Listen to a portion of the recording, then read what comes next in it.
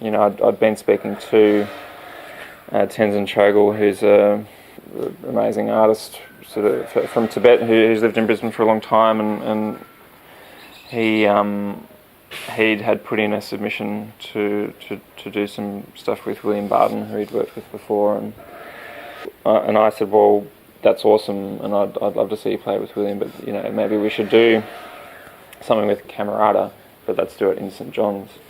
Catherine Philp, who's the principal cellist in Camerata, had arranged a lot of Tenzin's music for chamber orchestra.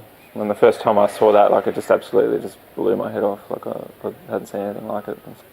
Not long after that, I met Tyrone Noonan, and then was telling him about a couple of ideas, and then he said, well, since you've said that, my mum did a performance with the Camerata in St John's of a pretty famous classical piece, which he'd been given they've been given the rights to write a poem over, which is a prayer for peace. And and if you're going to do a concert in somewhere like St John's Cathedral, you have to go all out. With David Murray and Chameleon, we turned it into a real experience. I mean, to me, that's just a really special space, and this was an opportunity to really just go all the way, because Tyrone and I sort of put that together on it, and that was really nice to sort of be able to, I guess, not only sort of create the program, but to have a role in one of the sort of signature events of the program, and with David's lighting and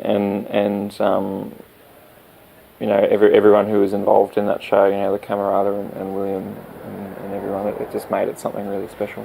Because I think they really sort of tick the box of something that probably wouldn't happen. You're not going to look up the gig guide and see something like that every other week. And I sort of, that's just when I say, I sort of felt a sense of responsibility. Like I said, I felt a sense of responsibility to get some of those sort of shows on and support them. And